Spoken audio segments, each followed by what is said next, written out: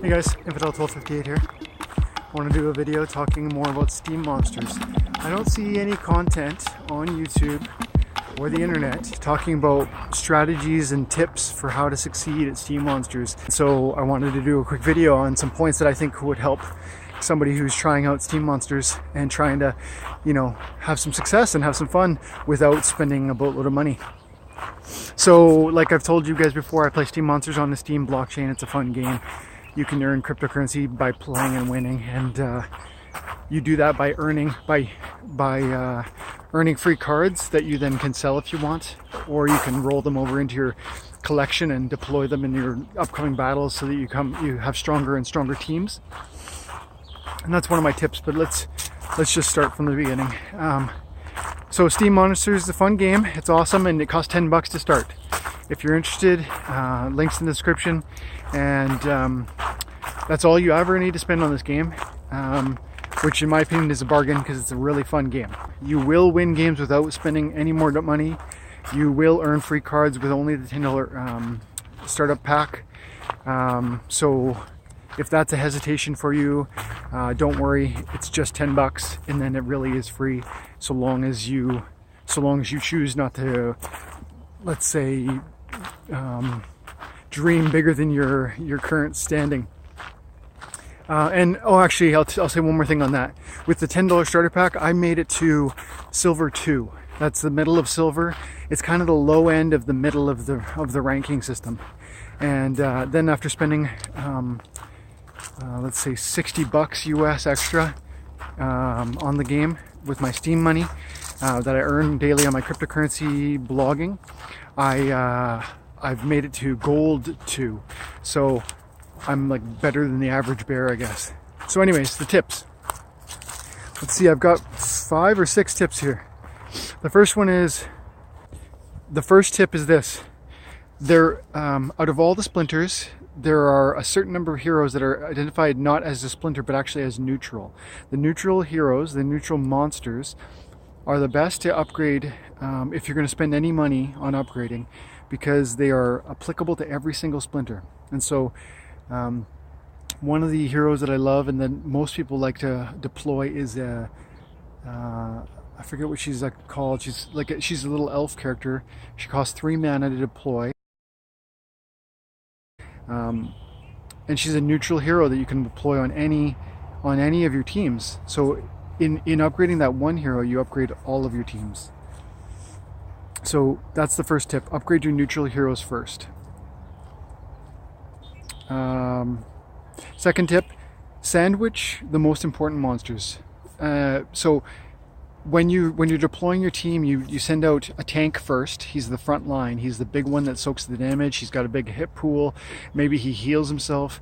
Usually they do a fair bit of melee damage, and they're right in the front, and they take the brunt of it, of most of the pain. So you've got that, and then you've got 5 or 6 slots after that, and you can put range attackers that cast magic spells from a distance or that shoot arrows. You need to decide which of your ranged attackers are the most important for whatever reason, like they do the most damage, or maybe they heal your tank. Whatever you really feel is the most valuable needs to be sandwiched between defending characters. So if you've got 4 units and you've got 1 tank at the front, that's a given. Then you've got somebody, you've got 3 ranged attackers, and one of them is the most powerful and maybe the most susceptible to death. That one needs to be in the middle of the 3 ranged attackers.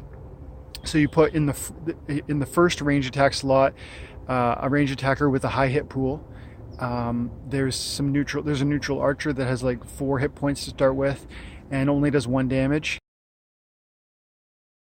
That's a good candidate for the front row of the ranged attack slot, because they've got a 4 hit pool and they don't do a lot of damage. 1 damage is not all that much, and so if he dies, that sucks, but it's not going to kill your chances of winning.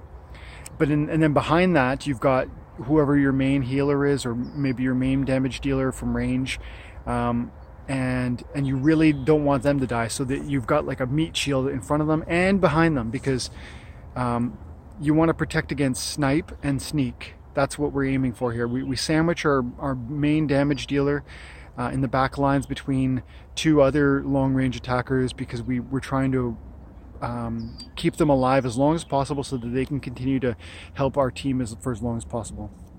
And the two features that we're trying to defend against here is snipe and sneak. And snipe is to the a range specific attack of your ranged attackers, and sneak is a method of attacking from behind. And so again, sandwich your most important monsters.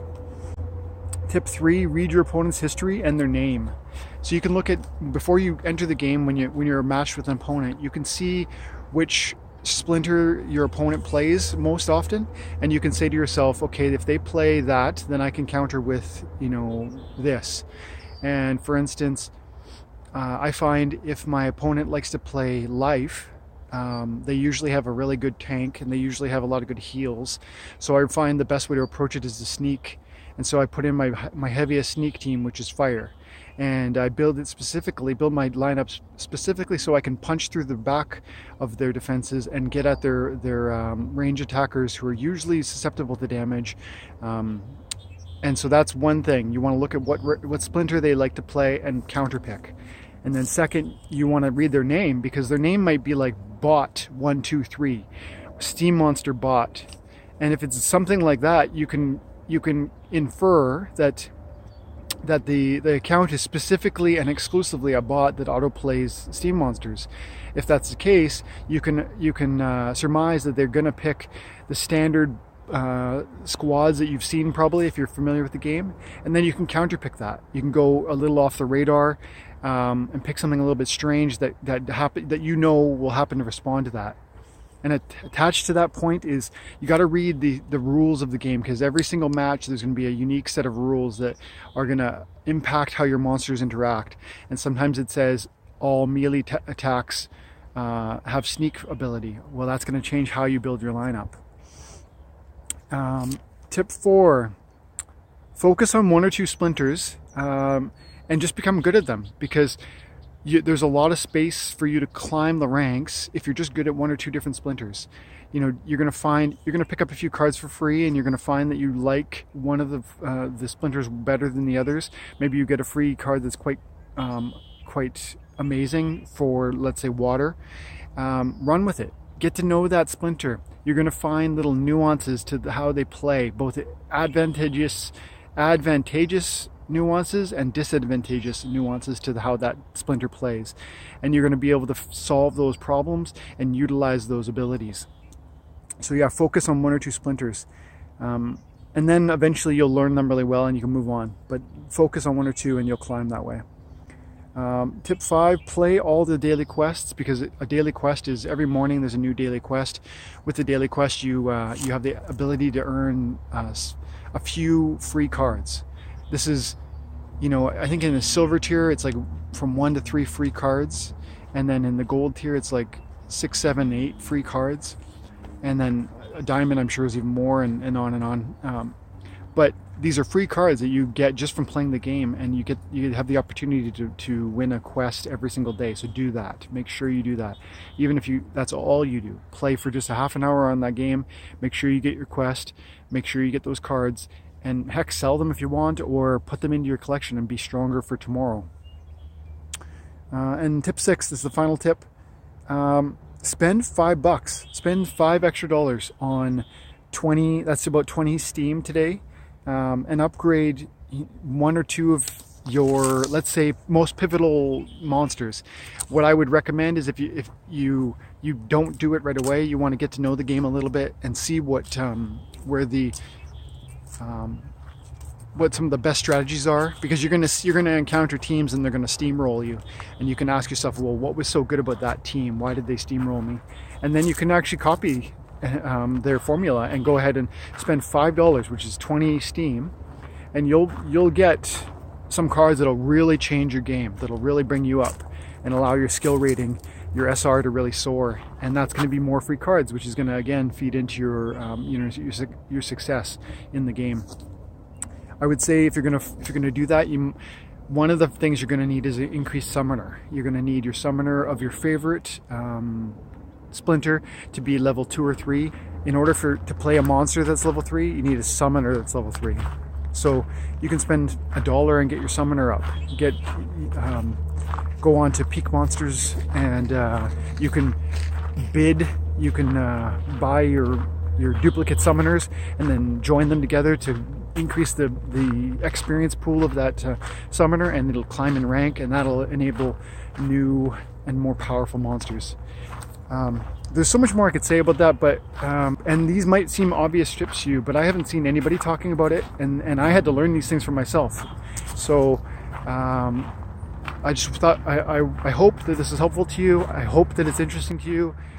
Check out Steem Monsters, guys, and have an awesome day. And oh, God bless you. Take care.